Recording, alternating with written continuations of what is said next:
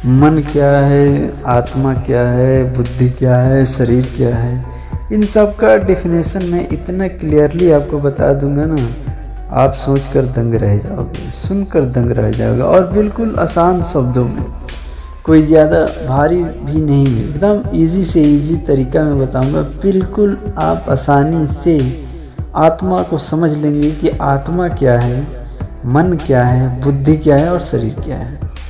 ये तीनों को ना मैं एकदम अलग अलग अलग पार्ट बाय पार्ट आपको एकदम क्लियर कट कर दूंगा। आप बिल्कुल आसानी से इसे पहचान लोगे। एकदम सरल भाषा में बताऊंगा और एकदम बढ़िया से बताऊंगा। ना इसके लिए आपको कोई योगा करने की ज़रूरत है, ना ही ध्यान करने की ज़रूरत है। एकदम बिल्कुल आसान तरीका, इतना आसान आपको कोई नहीं बताएगा कि ये देखो तुम्हारा आत्मा है। अगर सच में आप आत्मा, मन, बुद्धि और शरीर को जानना चाहते हो कि इनकी भूमिका क्या है, तो आप इस वीडियो को पूरा देखिए, सुनिए, ध्यान से सुनिए। आपको एकदम स्पष्ट हो जाएगा कि ये आत्मा कौन है, मन कौन है, बुद्धि कौन है, शरीर कौन है। तो चलिए मैं वीडियो को शुरू करता हूँ। तो सबसे पहले हम चले आते हैं किस पर, शरीर पर। देखिए, शरीर को बहुत से लोग हैं जो सोचते हैं कि ये जो सब कुछ में जो एहसास अनुभव कर पा रहा हूँ शरीर के माध्यम से, तो आपको भी लगता होगा कि ये जो हम अनुभव करते हैं, किसी को सुनते हैं, किसी को देखते हैं, किसी को स्पर्श करते हैं, रंग बिरंगी इतने सारे चीज़ों को जो हम महसूस कर रहे हैं ना, ये शरीर के माध्यम से नहीं कर रहे हैं। हम इस में जो आत्मा हमारे शरीर में बसी है, आत्मा और मन और बुद्धि, इन तीनों के माध्यम से हम लोग इसका एहसास और महसूस कर रहे हैं। और ये लोग सोचते हैं कि ये शरीर के माध्यम से महसूस कर रहे हैं, तो ये रॉन्ग, गलत है। बता देता हूँ, इसका भी उदाहरण एकदम इजी उदाहरण देता हूँ, जिससे आप समझ पाएंगे कि शरीर का महत्व कहाँ तक है। सबसे पहली बात देखिए, जब आप एक एग्जाम्पल मैं दे रहा हूँ कि जैसे कि आप मान लीजिए बिस्तर पर सोए हैं। जितने भी आप लोगों में हर कोई बिस्तर पे सो जाता है, तो उस समय होता क्या है, जैसे कि आप जैसे सो जाते हैं, उसके बाद कुछ क्षण बाद आप देखोगे कोई आदमी स्वप्न देखता है। आप लोगों में से जितना भी है ना, जो भी मेरा वीडियो सुन रहे हैं या जो लोग भी हैं, किसी भी बात करेंगे, स्वप्न जरूर आपको आया होगा, लाजिम आया होगा। उस सपने में आप क्या फीलिंग करते हो, आपने सोचा? आप देखोगे कि ये जो है आपका सेम जो कंडीशन आप शरीर के रहते हुए फीलिंग कर रहे हो, वो आप बिना शरीर के भी फीलिंग करते हो, वो भी स्वप्न में। स्वप्न भी आपको बिल्कुल रियलिटी लगता है, एकदम सच लगता है। ऐसा नहीं लगता है कि आपका आँखें, कान, नाक महसूस, मतलब हर चीज़ का महसूस कर रहे हो। आप आँख से देख भी पा रहे हो, जबकि आपका आँख बंद पड़ी हुई है बिस्तर पे। आप इधर उधर घूम रहे हो, जंगल देख रहे हो, किसी से बातें कर रहे हो, आप बातचीत कर रहे हो। बात करने का जो जरिया है आपका शरीर नहीं है, जो आप टॉकिंग कर रहे हैं ना।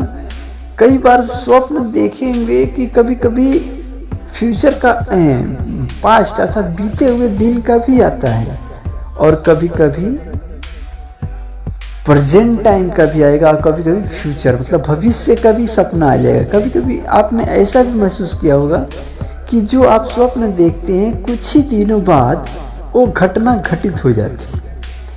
इससे आपको क्या लगता है कि ये चीज़ मैंने स्वप्न में देखा था और फिर आगे मेरे साथ ये घटना घट गई, इसके पीछे क्या लॉजिक है? जाहिर सी बात है। तो आप ये सोच लो, आपको ये जो कुदरत है ना, ईश्वर आपको ये समझा रहे हैं कि देखो, जिस शरीर को तुम अपना सब कुछ समझ रहे हो, ये शरीर तुमसे अलग है। ये गॉड का मतलब गॉड आपको ईश्वर जो भी है, भगवान अल्लाह से जो कुछ भी, तो ये आपको बता रहे हैं, समझा रहे हैं कि तुम शरीर नहीं हो, क्योंकि तुम्हारा शरीर बिस्तर पे सोया पड़ा है, इसके बाद भी तुम वो हर चीज महसूस कर रहे हो। उसी तरह जिस दिन तुम मरोगे, ये तुम्हारा शरीर खत्म हो जाएगा, उसके बाद भी तुम महसूस करोगे, तब तुमको रियल, जैसे आपको जैसे सपना, उस समय जिस समय आप सपना देख रहे हो तो ऐसा लगता है कि ये मतलब सच है, रियलिटी लगता है।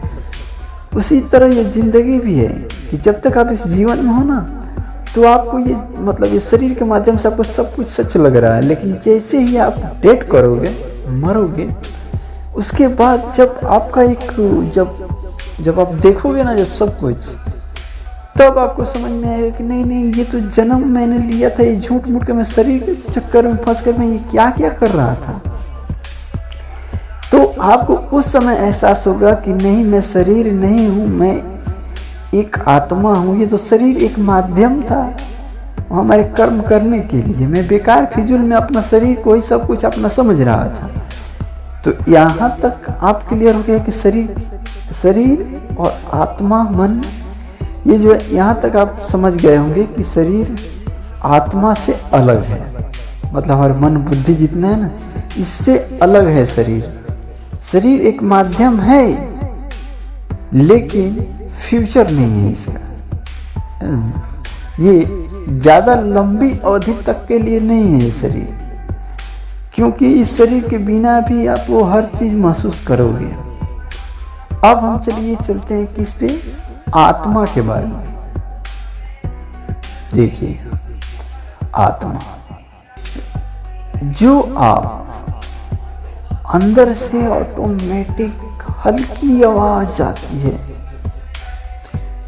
वो आत्मा की आवाज है। मन की आवाज क्या होती है, मन और आत्मा दोनों की आवाज में बता रहा हूँ।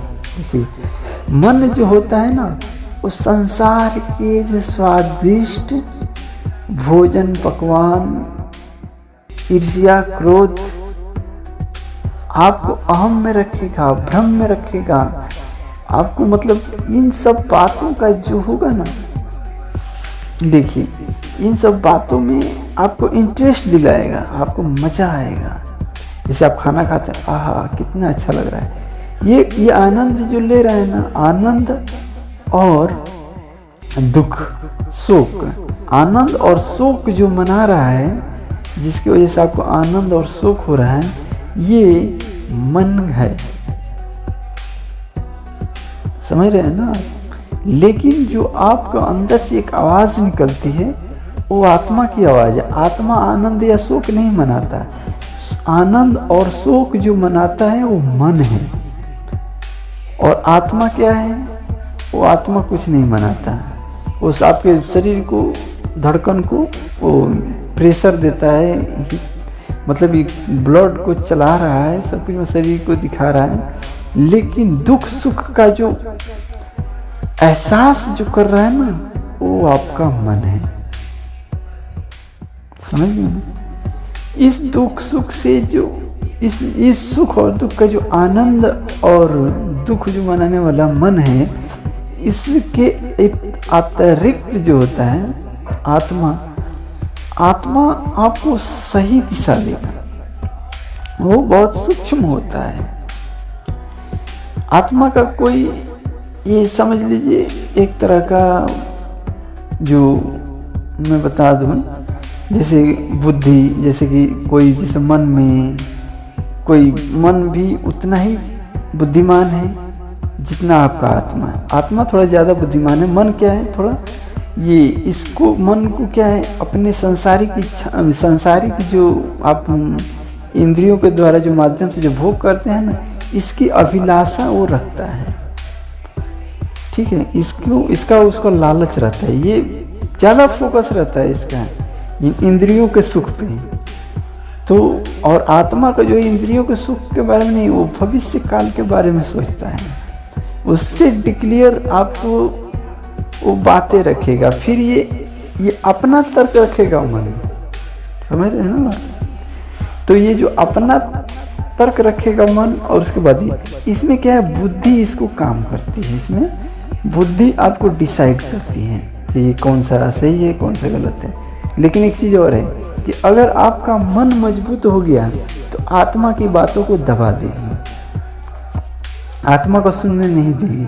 फिर आपका बुद्धि जो है ना ज़्यादातर मन की बातों के पीछे लगा रहेगा।